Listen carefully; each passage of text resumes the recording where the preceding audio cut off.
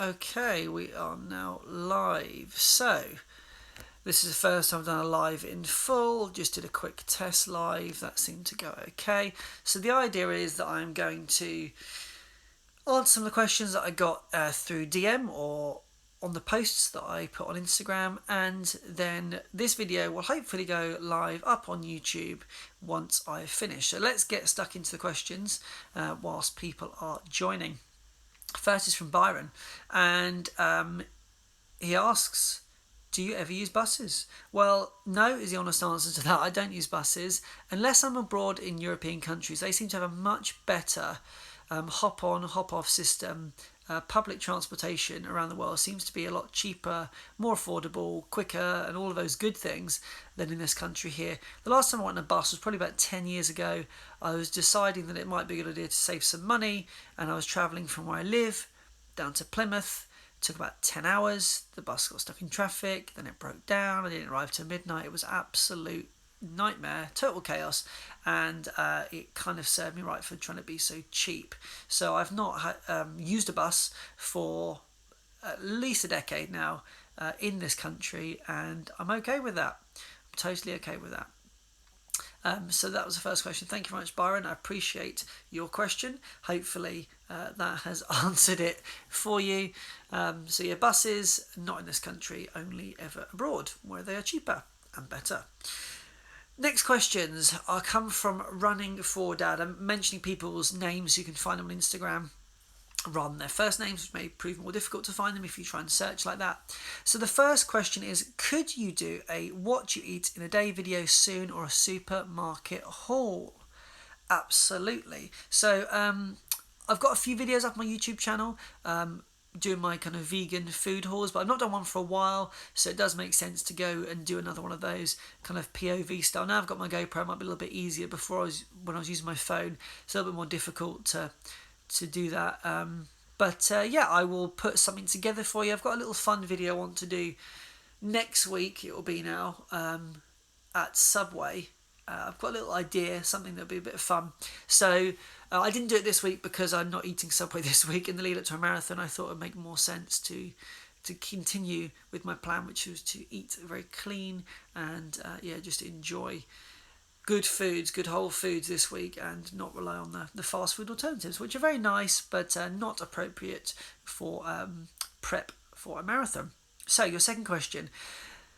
Now I wrote these questions down ahead of time, so I had a little bit of time to think about it, and it's a really interesting one. What's your go-to to carry on when the going gets tough and when your legs are tired? Well, quite simply, when I did my first marathon, being a part of the Mind charity Facebook group was just such an eye-opener, and it was quite incredible and quite touching to read people's stories.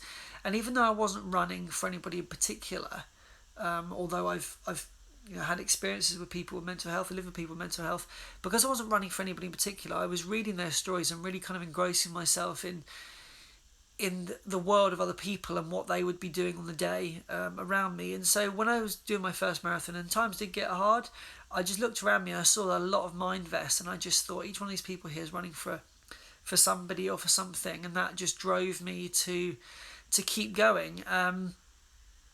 And as well as the first marathon, I just wanted to prove to myself that it was possible. I'd been a student of running. I'd been working hard to try and achieve something kind of from the ground up, and I really wanted to just have that moment. So a combination of the two, but I was absolutely inspired by the stories that I read on that Facebook page, and it certainly drove me when times were tough. And I remember about 24 miles or so, I ran past a girl, I still remember now, girl, brunette hair, and she was really struggling, Mind vest, and I just said, like, come on, you can do this. And she trundled on, and then she picked up pace, and then she was on my shoulder for probably, 5 or 6 minutes or so, and it's those nice little boosts there.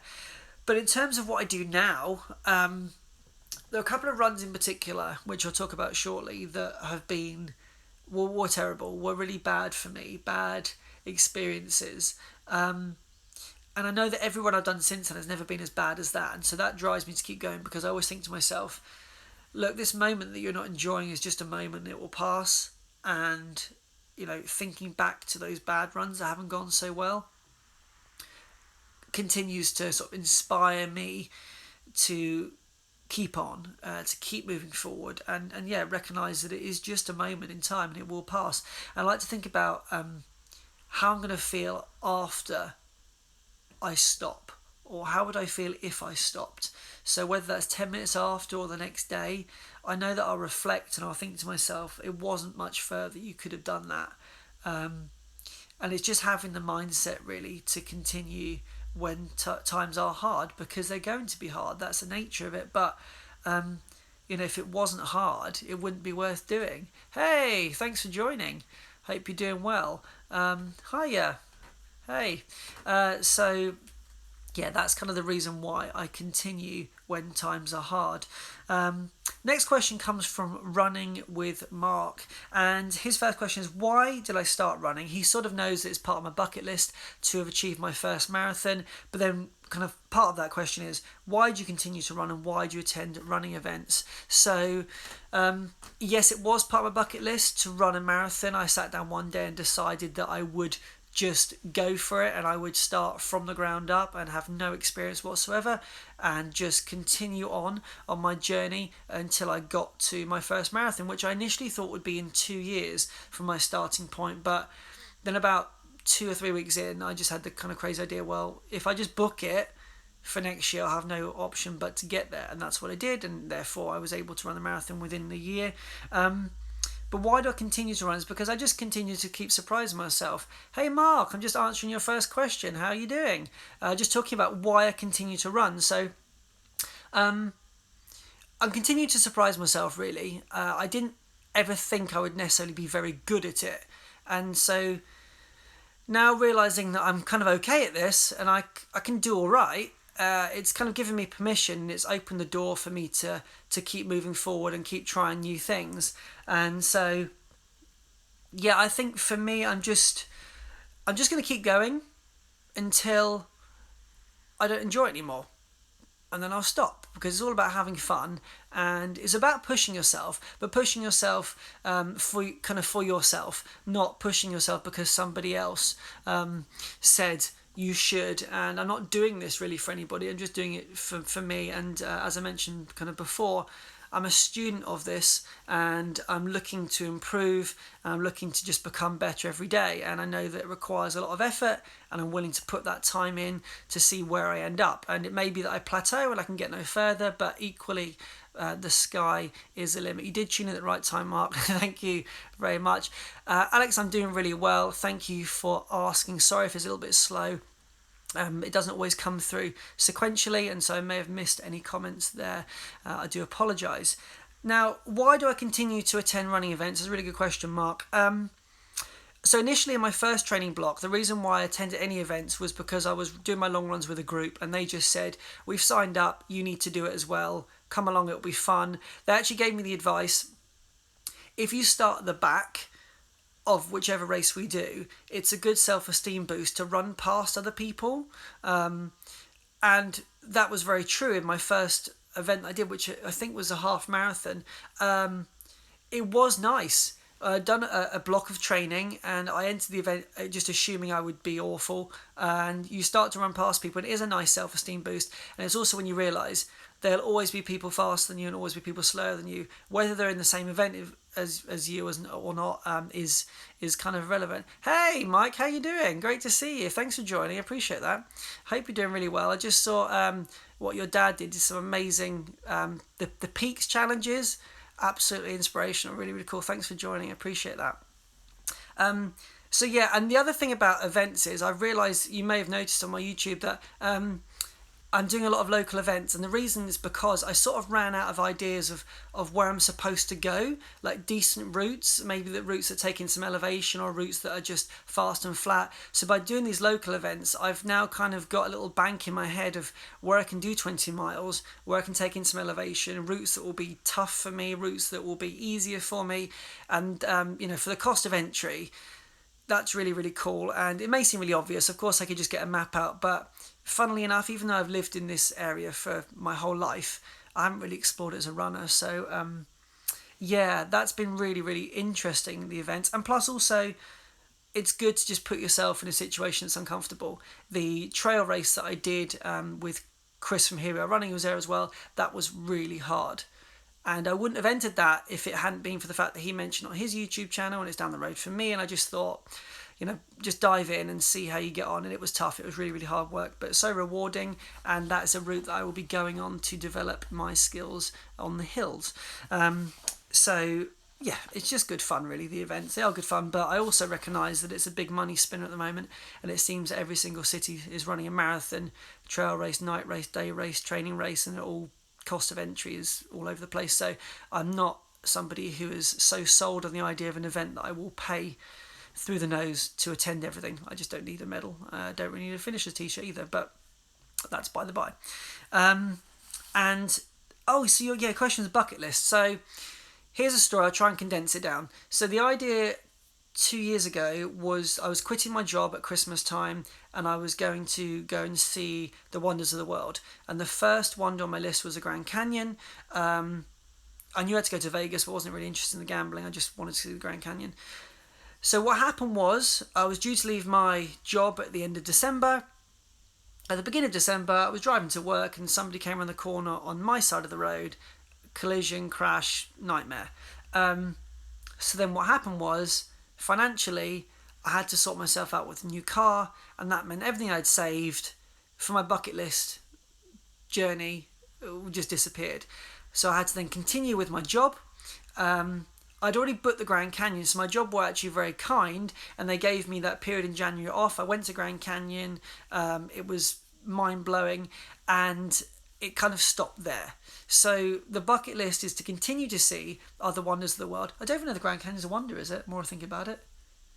I'm sure it is. I don't know. Anyway, it was on my list to see that, and it might not be a wonder, but it was to me. So it's still a bucket list of mine to see the wonders of the world. But of course, there are financial implications, and it does mean, generally speaking, taking time off work. So got to just see how things go, but yeah, that has been that. Hey, how are you doing? Thank you for joining. I have answered your questions, but I will come back to them briefly as well, because a few people did miss that. So thank you so much for joining Running for Dad. If you have not followed him, please do. He is legendary, and yeah, absolutely awesome. So the question from the Running Mind, Steve Running Mind, what is your long-term running goal? Well, basically, I am really well. Thank you so much for asking. I hope you're doing well also. Beautiful run this morning you went on. You braved the weather, and credit to you for doing that. Absolutely amazing. He asked me what my long-term running goal is, and I suppose for me, I'm just looking to enjoy everything I do, and I would like to experience different distances, different terrain. And you may know that last weekend I went and saw some of the people doing the 100-mile race, and it was just so inspiring. And the idea of doing that is just great for me. However, I'm not going to enter races that I can't be competitive in. So I could enter a 50-mile race, and I could walk it, and it could take me 60 hours. I just don't feel as satisfied about doing something like that as I would training for it, working hard, and completing it in a time that I feel happy with. So my long-term running goal is to just experience and taste different distances and different events. But I want to go through a training period to get to that point. And then my kind of short-term goals, I suppose, is that after the marathon tomorrow, I'm looking at doing some shorter, faster distances to work on speed and just to push myself in that direction and see what I can do. I've got no marathons planned after tomorrow, unless I don't get a time that I want, and then I will probably book another marathon. But I don't know. We'll just see how we go. My main focus right now is just to have a lot of fun. So I'm happy to do a marathon, and then I got a taste for the 5K last weekend, and that inspired me to keep working at that. I booked my 10K event today. That is at the beginning of October, and so yeah, I've got a little bit of time to spend on working on speed. But long-term running goal in the future, I do some cool races. I know that Mark did the amazing Snowdonia race, and he did some stuff out in Italy recently, which is just incredible. And I need to get out there, but that again takes a little bit of time, bit of planning, bit of prep, but it will happen. And that's kind of my long-term running goal. Now, a few questions here from Tommy over at Night Running.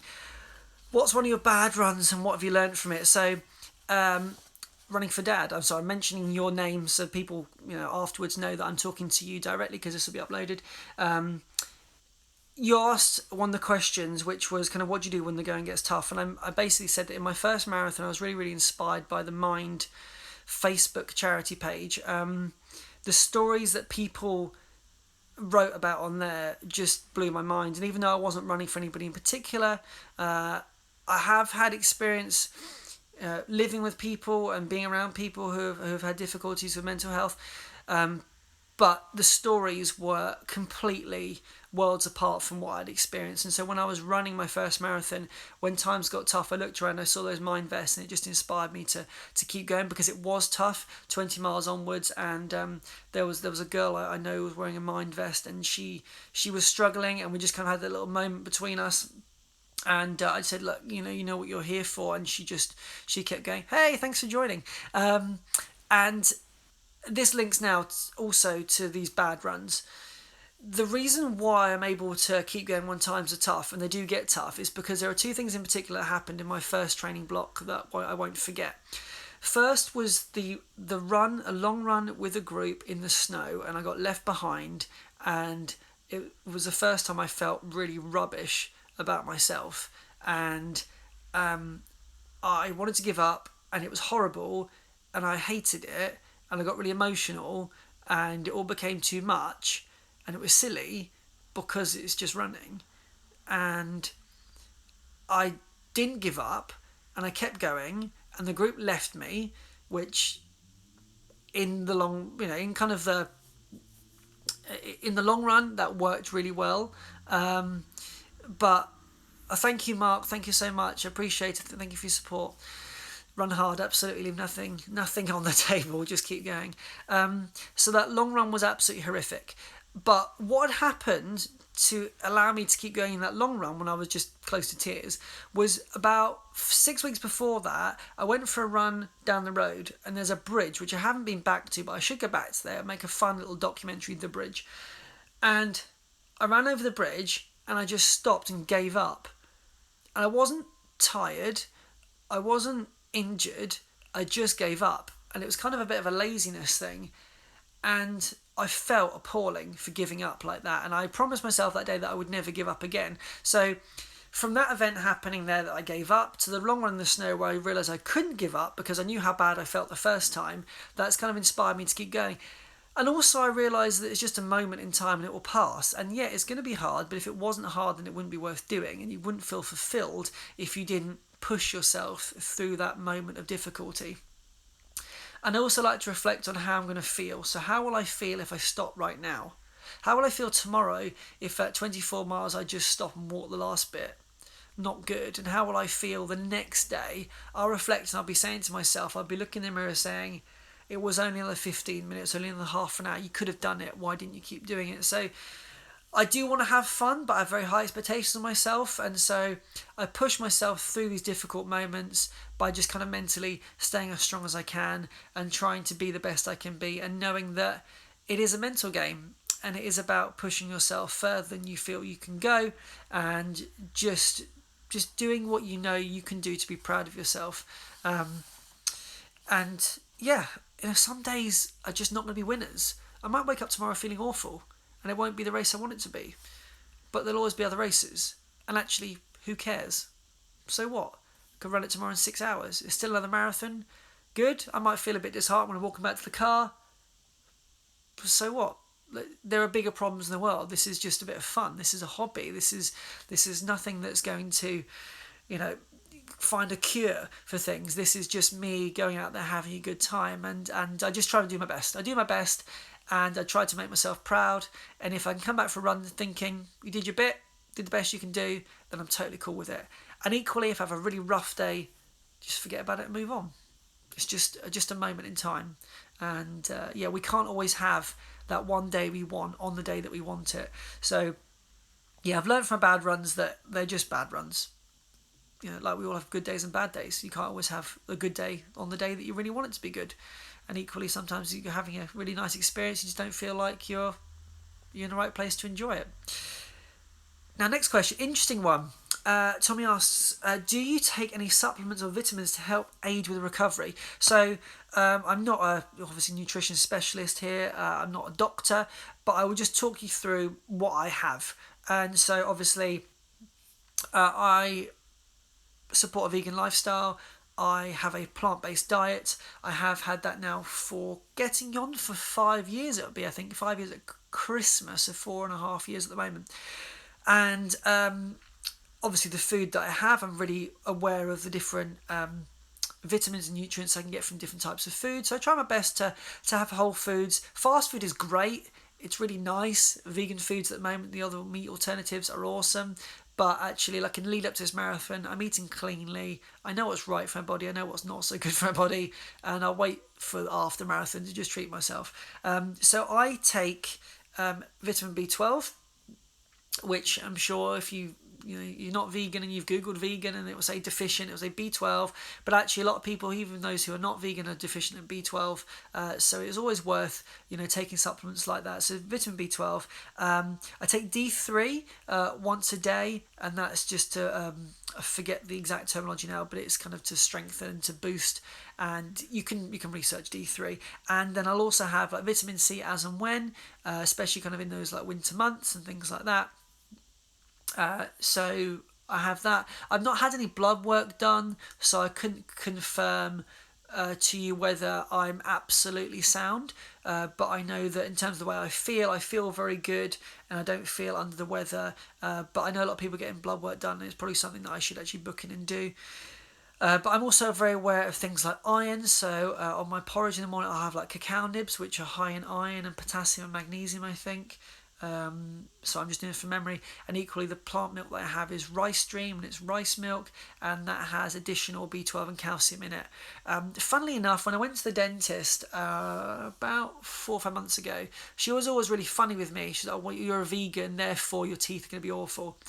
And my teeth have been the best they've ever been. The last time I went, she basically said she couldn't fault them. Whereas in the past, I kind of had issues with my teeth and they weren't that great, and I had a lot of sugary stuff and so on and so forth. But it's quite funny that she had to kind of concede to it and say, well, okay, I guess whatever you're doing is working. But yeah, it's definitely worth consulting a doctor if you don't feel so well. If you're new to being vegan or you'd like to explore the diet, again, it's worth consulting a doctor or nutritionist, somebody who's actually got experience with that diet though. And also just be aware of yourself. How do you feel in yourself? If you don't feel so good, something must be up, and you should always be cautious and make sure you just take things easy, because you need to look after yourself. It's really, really important. Self-care is incredibly underrated. But it should be at the forefront. So they're the kind of things I take. And then I have my recovery smoothies. So in terms of aiding recovery, I don't take those supplements to aid my recovery, although they may be playing a part. I'll have a smoothie, and in that smoothie I have lots of blueberries, and then I have Tailwind Recovery, that powder I've been trying recently. It's really good. It's packed full of nutrients and goodness. And then I'll also have turmeric, which is anti-inflammatory. It has really good properties. And then you put black pepper with it to activate its properties, because from the top of my head, I believe turmeric doesn't absorb as well without it. I'm not sure the ins and outs. So if you look up Synnet Nutrition on YouTube, you will find a much better definition. Or if you go to nutritionfacts.org, you'll also find a better explanation about it as well.